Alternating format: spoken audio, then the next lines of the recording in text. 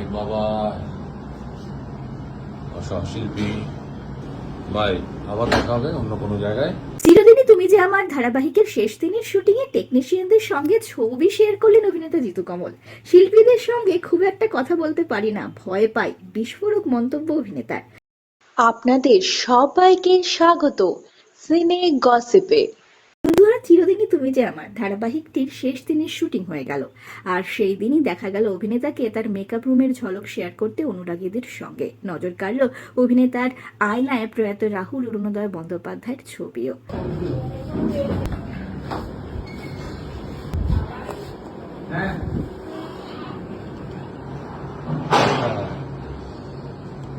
This is my makeup room. Sorry, this was my makeup room. This was এক সময় আমার makeup room ছিল, এই কথাই হবে, কারণ আমার ব্যাকআপ হয়ে গেছে। সো হলো আস্তে আস্তে আমার বাবা আমার সব কিছু আসন ত্যাগ করবেন, এখান থেকে ত্যাগ করে আমার ঘরে যাবেন। এতদিন আমার সঙ্গে ছিল অনেক বাবা সব শিল্পী, তারিণী মা, যে এতদিন আমাদের বাঁচিয়ে এসছেন, থ্যাংক ইউ মা।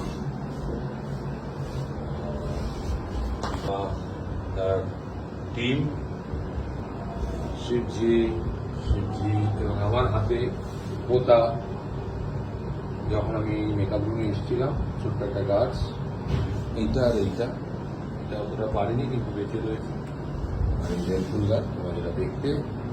সো আজকে দরজা খুলে দিলাম, মালপত্র গোছাবে।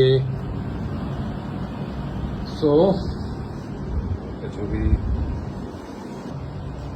আমার একটা ছবি, এই ছবি বেশি দেখানো যাবে না, কারণ আমি নাকি সত্যজিৎ রায় মনে করি নিজেকে। সত্যজিৎ রায়ের মতো আমি চলাফেরাও করি না। সত্যজিৎ রায় রাস্তায় নেমে হয়তো বিপ্লবও করতো না।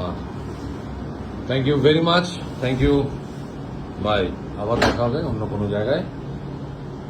So wrap up, bye. স্টুডিওতে শুটিং এর শেষ দিনে টেকনিশিয়ানদের সঙ্গে ছবি তুললেন অভিনেতা। সে ছবি শেয়ার করলেন অভিনেতা সামাজিক মাধ্যমে। এছাড়াও তিনি লিখলেন নেগেটিভ মন্তব্য শিল্পীদের নিয়ে। অভিনেতা জিতু কমল এই ছবিগুলি শেয়ার করে লেখেন, এরা প্রত্যেকেই ইন্ডাস্ট্রির টেকনিশিয়ান।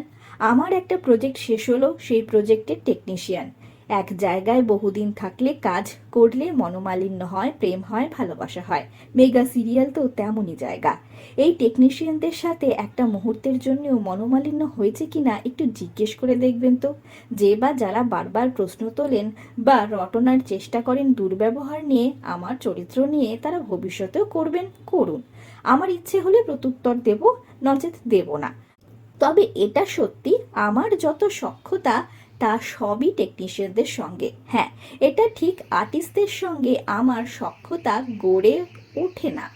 আমি খুব একটা কথা বলতে পারি না তাদের সঙ্গে, ভয় পাই, তাই দূরে দূরে থাকি। দূরে থাকাটাকে যদি আমার দম্ভ বলেন, তাহলে সেটা দম্ভ, কিন্তু দুর্ব্যবহার তো বলতে পারবেন না। Thank you universe. আমরা হলাম সিনে গসিপ। জুড়ে থাকুন আমাদের সঙ্গে, সাবস্ক্রাইব করুন আমাদের এই ইউটিউব চ্যানেলটি।